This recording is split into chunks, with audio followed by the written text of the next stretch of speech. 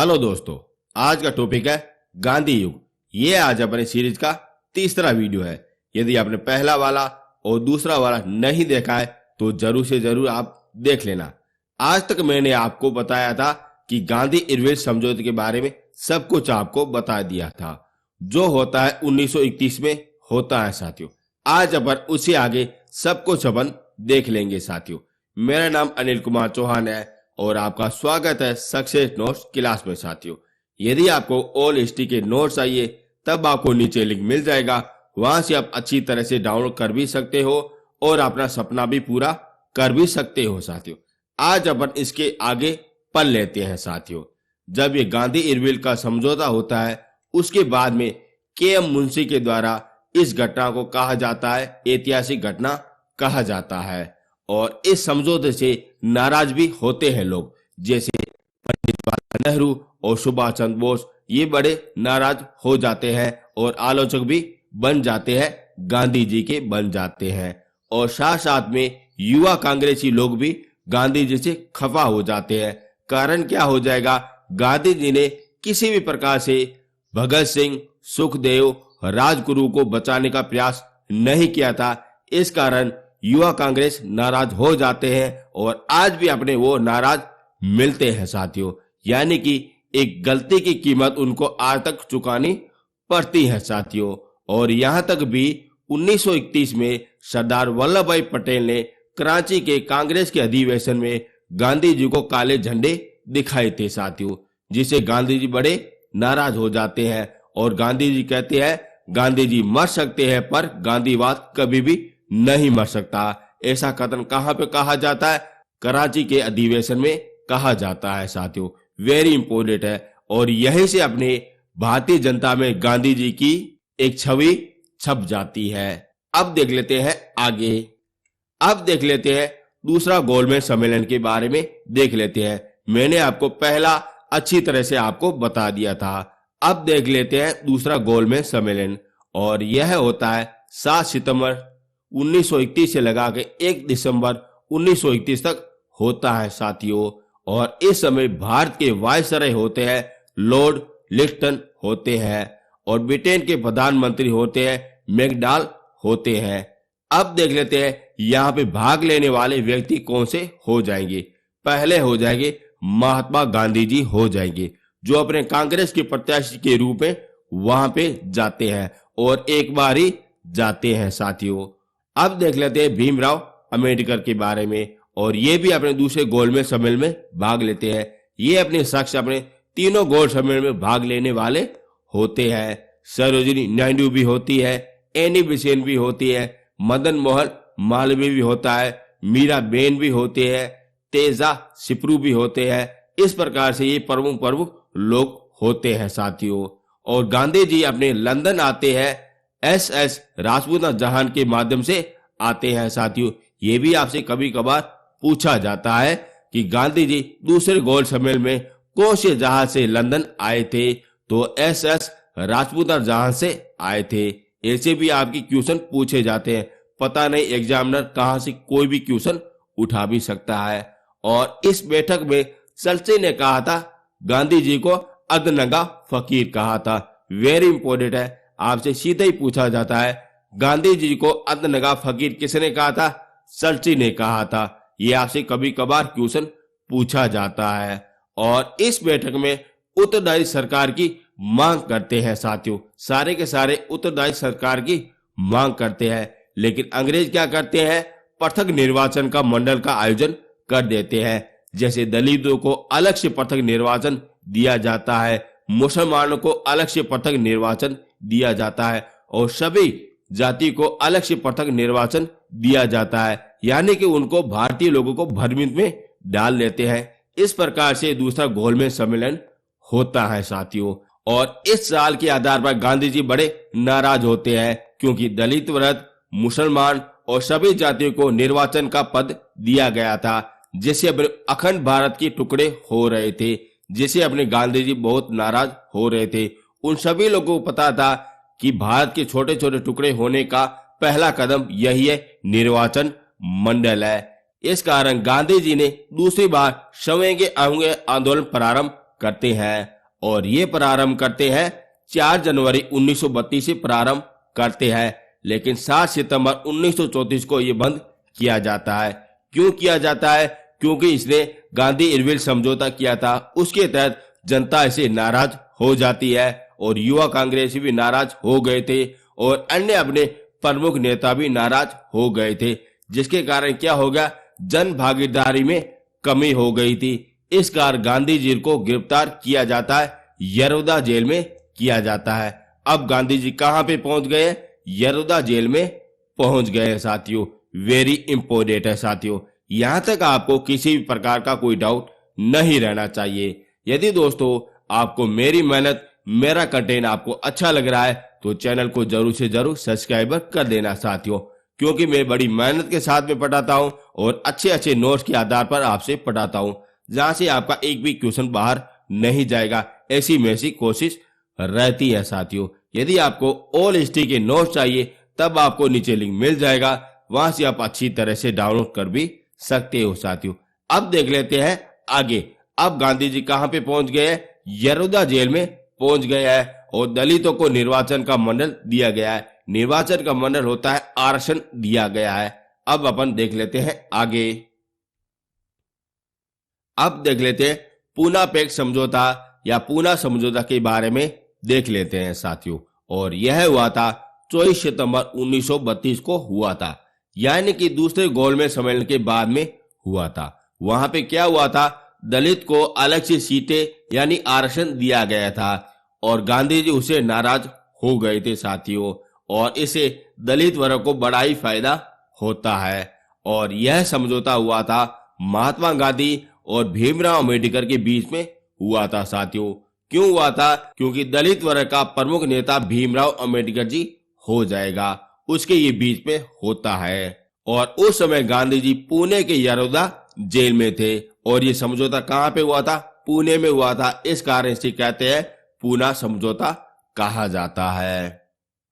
और इसमें 71 सीटें की जगह 168 सीटें दलित वर्ग को दी गई थी। इस प्रकार से आज भी अपने इनको सीटें और आरक्षण मिलता है और ये बड़ा फायदेमंद सौदा लेता है दलित वर्ग के लिए। और ये सारा कुछ कौन कर रहा था? भीमराव अम्बेडकर जी कर रहे थे साथियों। और ये भीमराव अम्बेडकर जी बड़े महान और बड़े नेक आदमी हैं जो इन्होंने ऐसा कार्य किया था साथियों।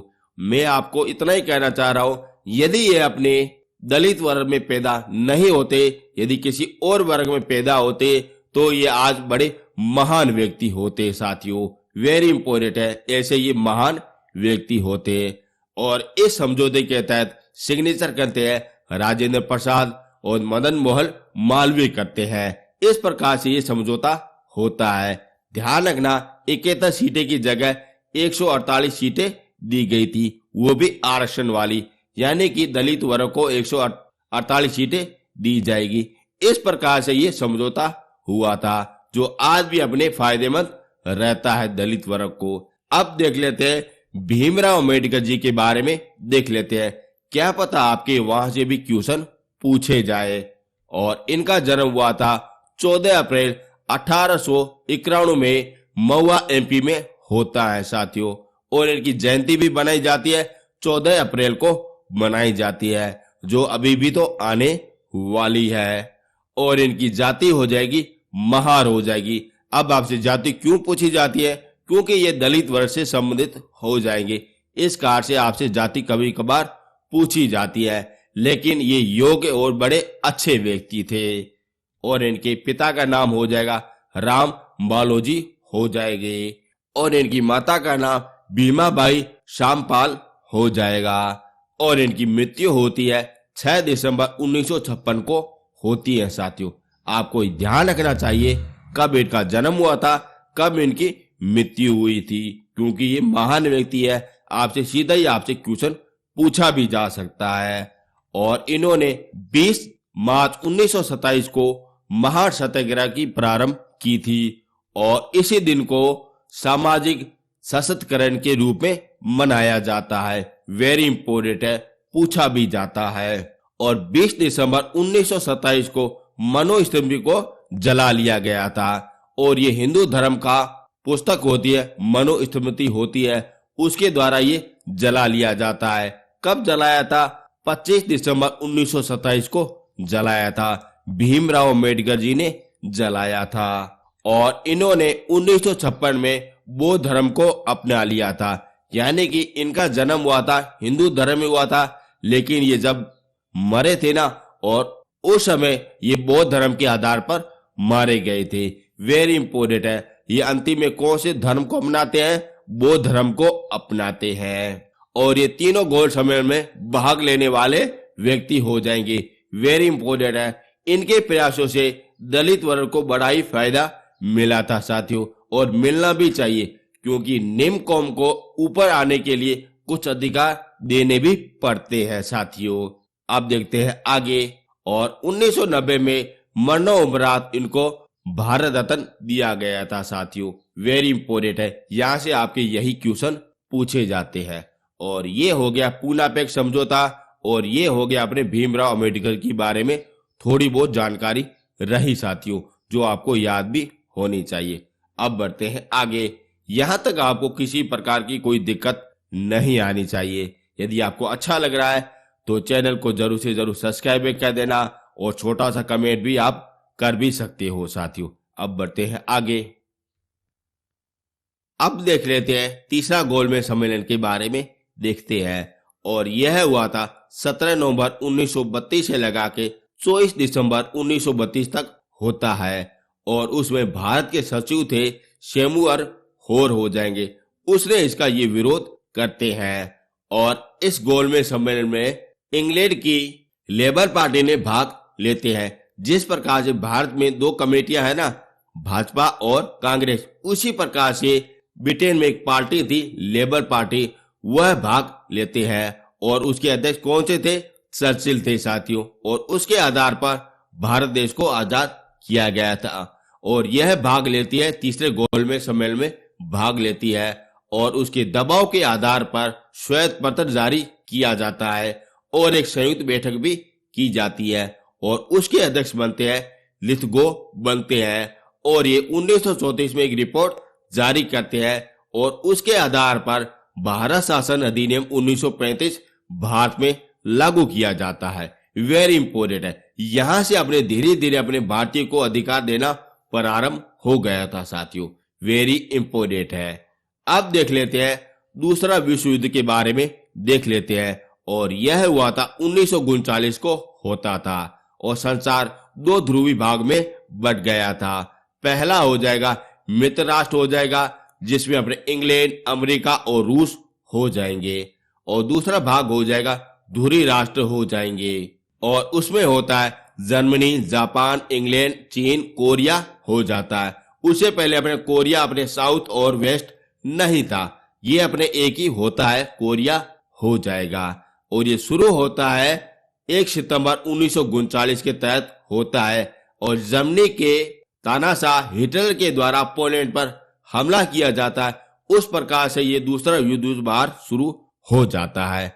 और उसी के समय भारत में लॉर्ड लिथगो के द्वारा घोषणा की जाती है। वेरी इंपोर्टेंट है, दूसरे विश्व युद्ध के बाद में भारत के वायसराय कौन से बनते हैं?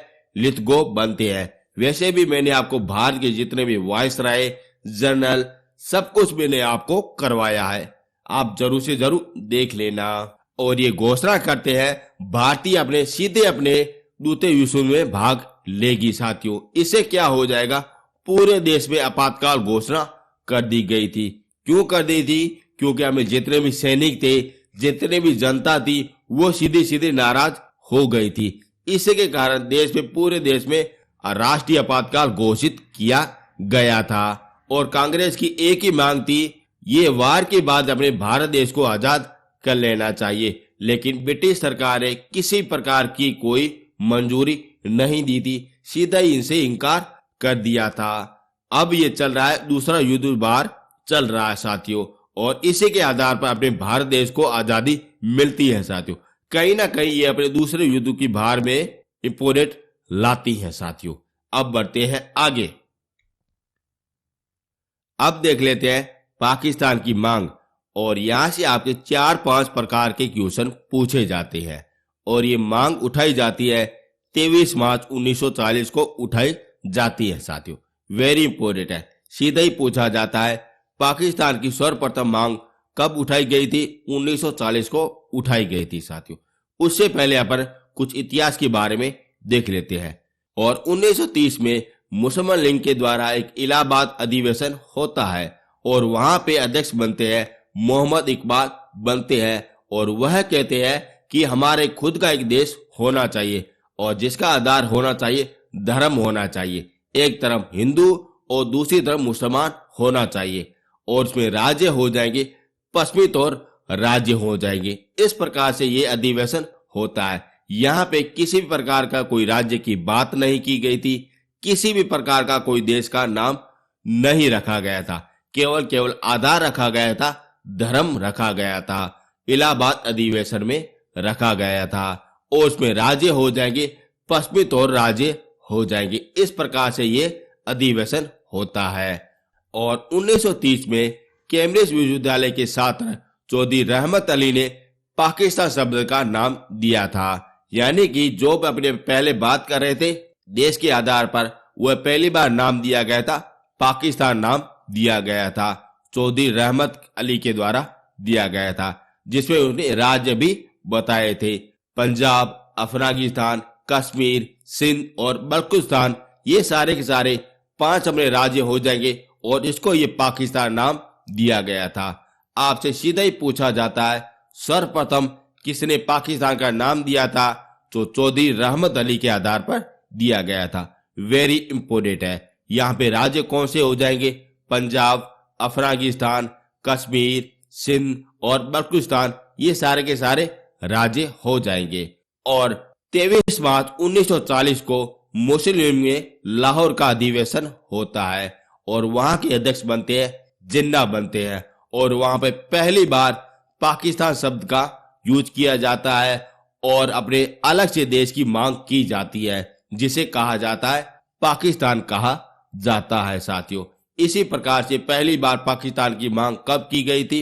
1940 में लाहौर के अधिवेशन में की गई थी और ये प्रारूप जारी करता है सिकंदर अयाद खान के द्वारा किया जाता है और ये प्रस्तुत किया जाता है फजल उल हक के द्वारा किया जाता है और समर्थन किया जाता है खली हुक्का मुंजा के द्वारा किया जाता है। और यहाँ से आपके 4-5 प्रकार के क्वेश्चन पूछे जाते हैं जो वेरी इंपॉर्टेंट है। अब देख लेते हैं अगस्त प्रस्ताव के बारे में देखते हैं।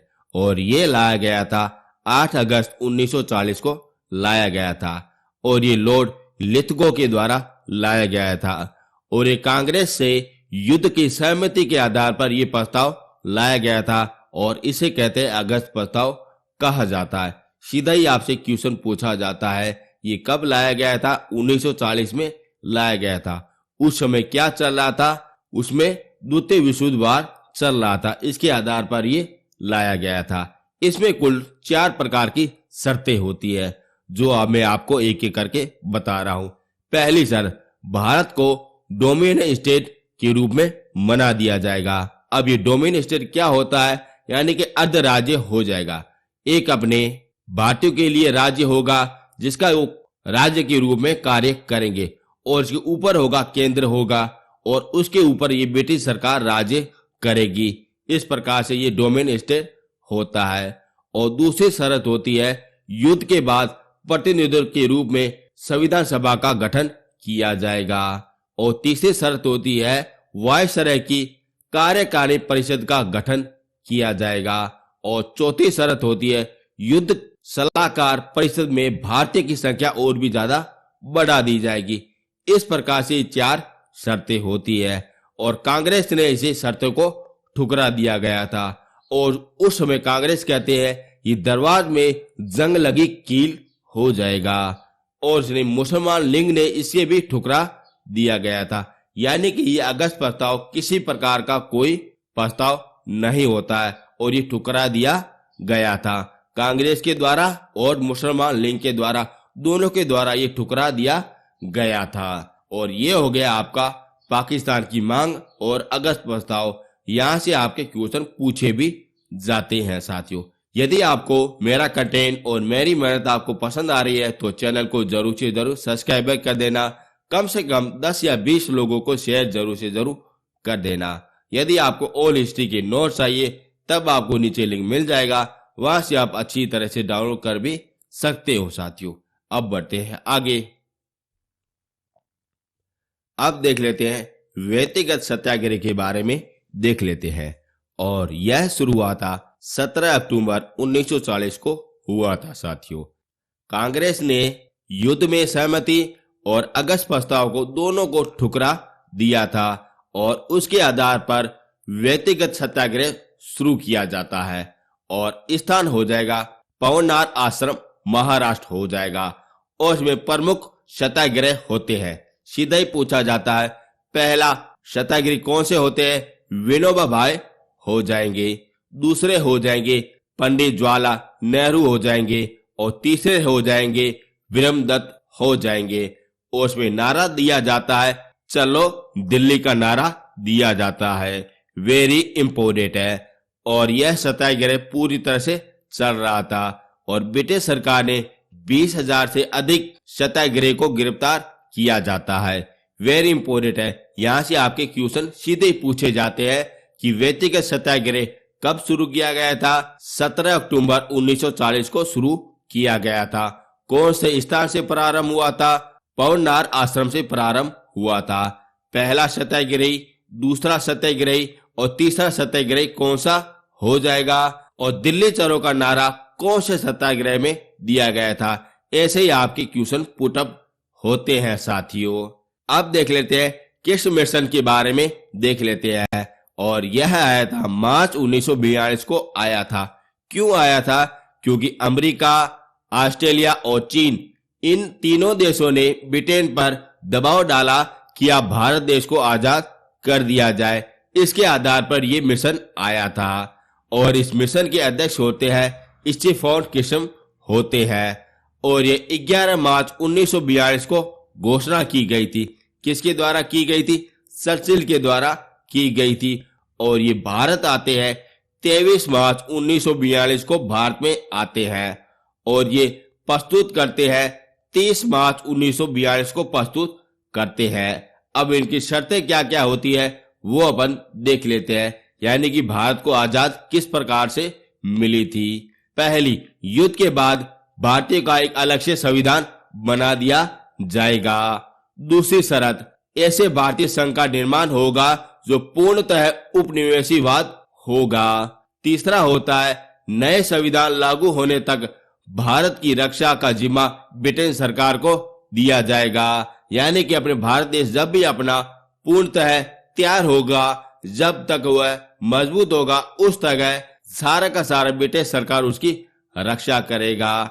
और चौथी शर्त होती है जो भी प्रांत या देशी रियासत इस सहमत नहीं है तो अपना अलग से संविधान बना सकते हैं। ये 4 प्रकार की शर्तें होती है और यहां से अपना प्यारा भारत देश आजाद होने के लिए आगे बढ़ रहा था। यहाँ पे आप चौथा पॉइंट ध्यान से पढ़ना, क्योंकि यहाँ पे लिखा गया है प्रांत और देशी रियासत। यदि वह भारत देश में नहीं बनना चाह रहे हैं या अलग से किसी भी देश में लागू होना चाह रहे हैं या खुद ही अपना देश बनाना चाह रहे हैं तो अलग से वो संविधान बना सकते हैं। इस प्रकार से ये सारा कुछ हो रहा था। अब देख लेते हैं विचार कथन के बारे में देख लेते हैं।